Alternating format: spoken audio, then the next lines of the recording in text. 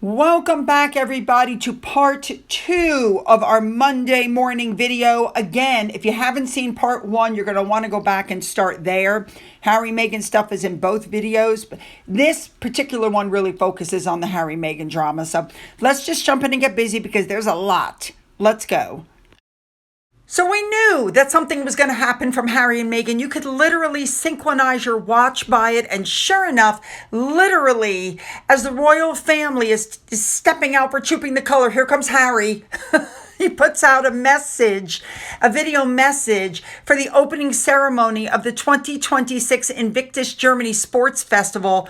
Basically, they offshooted their own games to kind of separate off from Invictus. And I want you to notice that Harry is in that blue shirt. But here's what he said. It is an honor to be sending this message as we all gather in Düsseldorf for another Invictus sporting spectacle. Germany is setting a powerful example of what it means to honour service with dignity and enduring commitment. We are now gathered for the second Invictus Germany Sports Festival, welcoming 11 nations. And what you've created here is already helping shape the inaugural Invictus Australia Sports Festival later this year. Thank you for your service, your example, and for showing us what it means to move forward together. Have a fantastic time in Düsseldorf, lean on each other when you need to, and celebrate everything you've achieved. And most importantly, make sure you have fun. And the day before that, he put out a message to some film fans at the premiere of a movie that was produced by a number of youth projects in Nottingham. So the video was played ahead of the first screening of To Those Who, which is a film about growing up in the inner city around peer pressure and knife crime, like Harry would know anything about that. Here's what he said. Tonight is not just about the challenges, it's about potential, community, and what becomes possible when young people are seen, heard, and believed in. And to every young person here tonight, your story, your voice, and your future matter. Every young person deserves to feel safe and hopeful. That is why grassroots organizations like CRS, Take One Studios, and Epic Partners matter so deeply. Trusted relationships, creative outlets, and sport, they're not luxuries, they're lifelines. My donation to BBC Children in Need was made to support this collaborative work. It is helping to fund the Music Mentors program between CRS and Epic Partners, and it is driving forward the physical rebuilding of the community recording studio. Our vision isn't just to rebuild a roof, it's to create a state-of-the-art long-term space where young people can create, connect, and thrive for generations to come. So he's wearing the same blue shirt because he obviously filmed both messages at the same time, and he made sure to mention the money that he donated, 2 years ago now? Let's move on. All right, let's move on to that ridiculous video Meghan put out of her attempting to, cut an onion, and it was a painfully awkward attempt at chopping. Her skills are very rudimentary, and several people compared her level of kitchen expertise to what Kendall Jenner did when she tried to cut up a cucumber in 2022, and she was no good at that. Hilltop Jennifer and The Veil Between Us both came up with these pictures, but she's hacking away at this onion with uneven slices, and I guess that's what got people talking, but that's what she wants, isn't it? People talking about her. If Meghan wanted people to talk about her or her products, she should have done a little better, because we know that in this last video, she's wearing the pinky ring valued at $70,000, Princess Diana's Cartier watch, which is valued at $27,700, the gold nail-shaped necklace, that's $18,700 by Cartier, her ex-husband's love bracelet, which is $7,950, a Jennifer Meyer tennis bracelet at $5,950, and she's doing all that while wearing this blazer that she wore at the Invictus Games, some white capri pants, and a white top. And they're saying that the clothing she wore was a nod to Diana and also a nod to Catherine. You want to say she's copying Diana? Go ahead, because we know she's been copying Diana forever and a day. But for those of you who don't know the shoes that she was wearing, they're called Catherine mules. Yep. So between the weird cutting of the onion, which people said the video was just so painful to watch, especially since she tries to portray herself as Martha Stewart, and her disrespectful move is what people are saying because she's constantly dressing like Diana, her fans are just very unimpressed. The veil between us happened to notice a pattern in Meghan's walking behavior. Yeah, I go with that. Now, I would like to thank Krista Benson on Twitter for finding out that this cover of Harry's, the picture they're using is actually one from 2017. And a big thank you to Granny Markle because I agree with you, this is a better cover, for sure. For those of you who don't know, Time Magazine is owned by tech billionaire and Salesforce co-founder Mark Benioff. Better Up is headed by its co-founder and CEO Alexei Robichaux, and Mark Benioff invested in the coaching platform. Salesforce Ventures invested in it, but he doesn't own it. All right, let's move on. Harry's visa. His case may take a surprising turn. An update is expected this week in his ongoing legal battle because the Heritage Foundation has not stopped looking for the release of his immigration records following admissions of his drug use in Spare. So the Washington, D.C. District Court case stems from the Freedom of Information Act lawsuit, and the latest details in the case could be made soon. And we know that federal agencies were ordered to hand over specific information and declarations regarding how Harry's visa application was handled, and some heavily redacted institutional declarations were made public in 2025.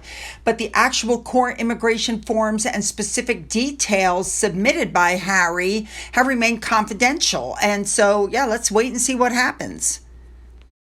Now, another attempt was made to pull the attention away from Trooping the Color by Meghan Markle. She goes over to her friend Kelly's house, takes some pictures of Kelly with her newborn. Now, keep in mind, Kelly, I'm sure, is sleep deprived, which is why in this picture she looks absolutely manic. Like somebody let that woman take a nap. But what I found really funny was the face her baby was making. He looks just irritated. And don't forget that Meghan puts these pictures up after telling everybody how you shouldn't post children online. And also in the picture, you can see her hair extensions. I have to tell you, I do find it so hypocritical that she'll post somebody else's child face fully visible to millions of followers. But, you know, her own kids, we get the back of the head. All right, let's talk really quick. Let's jump in about Mason Harriman. He's always going on about himself on his social media campaign. Part of his agenda, however, is Israel. He's constantly criticizing the country. He raises suspicion among Jews. He's provoked accusations of anti-Semitism. He plays down when there is anti-Semitism. And in response to these accusations, he says his words have been taken out of context and that he stands in solidarity with the Jewish community and Jewish activists. He could have fooled me. Some of his posts. He thanked God for Kneecap, which is a hip-hop trio from Belfast, accused of naked anti-Semitism. He shared a video that Palestine land is sold in Jewish synagogues in Britain. He urged his followers to read an article attributing the bombing of a hospital in Gaza in 2023 to Israel when Israel was not responsible. And he reposted a conspiracy theory that Ivanka Trump and her husband, who are both Jewish, are selling off Albanian coastline to Jewish billionaires and the Israeli military. Yes, he is a rabid anti-Semite. People are pointing out he's the chairman of South Bank Center, and would the chairman of a football club or any other major body get away with sharing personal views like that without being held to account? And of course, Mr. Harriman is claiming it's a smear campaign because of his color. How original. All right, next up, I don't want to cover again the fact that Harry doesn't feel safe bringing his wife and children to the UK without the armed guards, and he has unresolved security arrangements and safety concerns and all of that. What I'm pointing out is that all these articles don't call their daughter Lily anymore. They're using the full name Lilibet. They're trying to get you used to that name because you're going to be seeing that name on the marketing stuff that's going to be coming out, in my personal opinion. That's all I want to say about that. All right, moving on. Well, money remains tight for these two so much that they're downsizing across the board is what's being reported, and that Meghan is leading the charge to overhaul their spending habits, but she's taking aim at the payroll first. We know they've already cut their staff several times, but now it's being said they need to let more people go because that means that they're going to have to pick up the slack and actually do more than 1 hour of work a week. What could you imagine? My goodness. And finally, it's being reported that Prince Harry has not been invited to the upcoming FIFA World Cup final, which is being held at the MetLife Stadium in New Jersey near New York.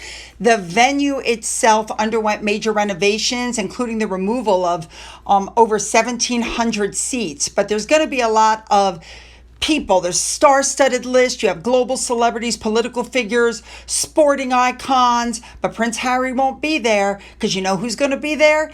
David Beckham.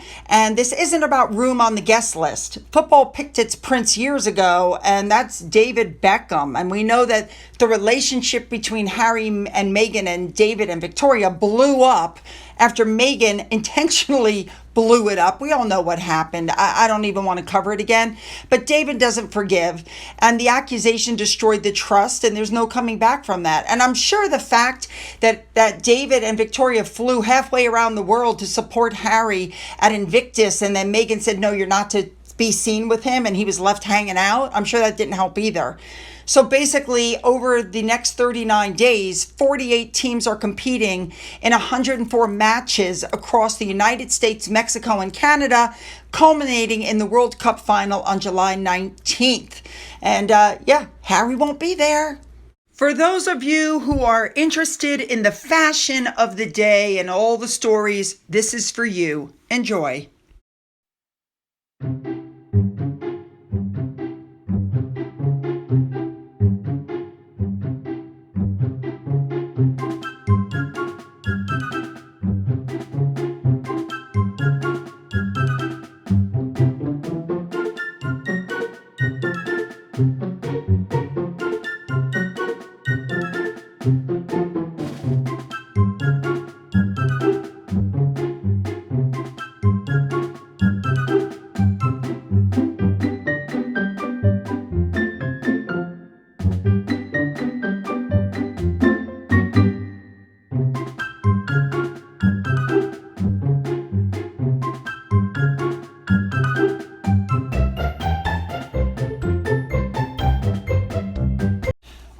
I want your comments. Put them down. Make them good. Don't forget to hit the like and the subscribe button and the bell for all notifications. Then go down into the description box where you'll find the link to my Twitter, my Gettr, my Rumble, my email, a link to my father's book, which remains up for sale on Amazon, a link to my Amazon wish list, as well as a physical address.